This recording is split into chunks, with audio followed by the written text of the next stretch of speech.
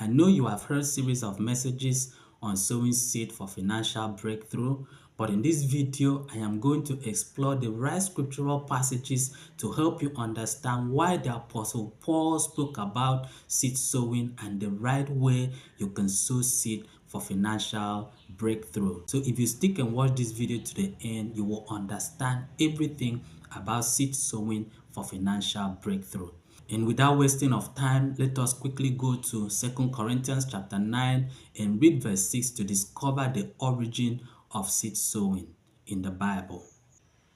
But this I say, he which soweth sparingly shall reap also sparingly, and he which soweth bountifully shall reap also bountifully. And one of the ways to understand scriptural messages is to read that scripture in its context. And for that reason, we are going to go up to 2 Corinthians chapter 9 and read verse 1 to discover why St. Paul spoke about seed sowing in this passage.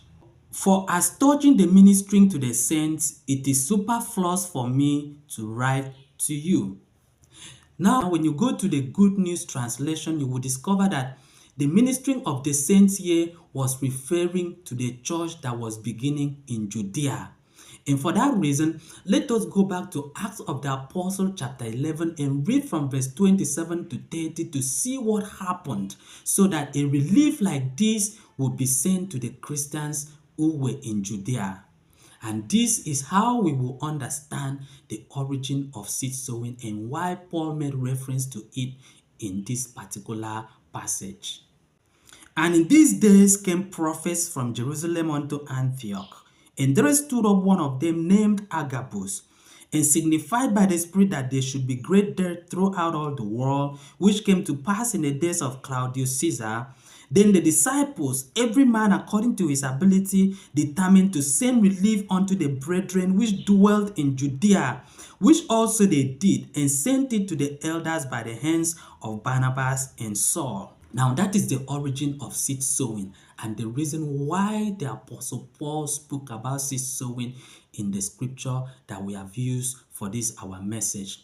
Now from here we understand that there was a prophecy that came through the mouth of the prophet Agabus about a famine that will sweep the whole earth. And it was during this time that the church in Judea was just beginning. Since the church in Jerusalem had already been established and Christians there, as we know, were contributing to each other, and because of that, they did not have people who were in need among them. But then the church in Judea was just beginning, and since there was no much time for them to be contributing to reach the level of the church in Jerusalem, the apostles then decided to do contributions here in the church of Jerusalem and sent it to the church in Judea. And as we have seen from that scripture, this contribution was to be sent through Paul and Barnabas to the church in Judea. So this was the reason why Paul was always making reference to this contribution in most of his epistles. And from this passage where seed sowing is being adopted, we understand that St. Paul was trying to urge the church in Corinthians to help contribute to the church in Judea. Now, since I am not using my knowledge and wisdom to make this revelation, spare me some time and let's read through 2 Corinthians chapter 9 so you can understand what I am trying to explain here. And it is after reading this passage that you will understand the right way to sow seed for financial breakthrough. For as touching the ministering to the saints, it is superfluous for me to write to you. For I know the forwardness of your mind, for which I boast of you to them of Macedonia and Achaia, was ready a year ago, and your zeal had provoked very many. Yet have I sent the brethren, lest our boasting of you should be in vain in this behalf, that as I said, ye may be ready. Lest haply, if they Macedonia come with me and find you unprepared, we that we say not ye should be ashamed in this same confident boasting. Therefore I thought it necessary to exhort the brethren that they would go before unto you and make up beforehand your bounty, whereof ye had noticed before, that the same might be ready as a matter of bounty and not as of covetousness. But this I say, he which soweth sparingly shall reap also sparingly, and he which soweth bountifully shall reap also bountifully. Every man according as he purposeth in his heart, so let him give, not grudgingly or of necessity, for God loveth a cheerful giver. And God is able to make all grace abound toward you, that ye also having all sufficiency in all things may abound to every good work. As it is written, he had dispersed abroad, he had given to the poor, his righteousness remaineth forever. Now he that ministereth seed to the sower, both minister bread for your food, and multiply your seed sown, and increase the fruits of your righteousness, being enriched in everything to all bountifulness, which causeth through us thanksgiving to God. For the administration of this service not only supplied the want of the saints, but is abundant also by many thanksgiving unto God. Whilst by the experiment of this ministration they glorify God for your professed subjection unto the gospel of Christ, and for your liberal distribution unto them and unto all men, and by their prayer for you, which long after you for the exceeding grace of God in you. Thanks be unto God for his unspeakable gift.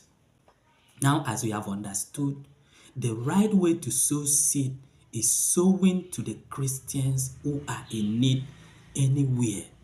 The right way of sowing seed is not by sowing to your pastor or your GO who is flying around the world in a private jet and has more than enough to eat.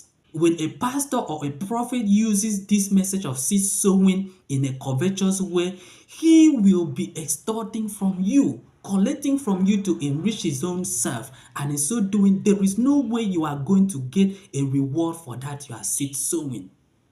So the best way for you to sow your seed is giving to the poor and helpless Christians wherever they are. Because this was the reason why the Apostle Paul in this context spoke about seed sowing, and as we see, he made reference to that contribution which was made to the church in Judea, because the Christians, they did not have much. The Christians, they were poor and helpless. That was why Paul was going around in all the churches that was already established. Example is the church of the Corinth, as we have seen here, to ask and appeal to them to make this contribution so that they would send it to the church in Judea.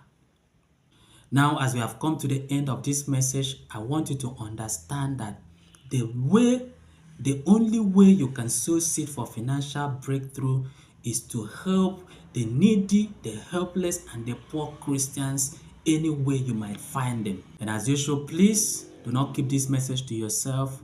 Help me to share it so that others can understand how to get financial breakthrough through seed sowing.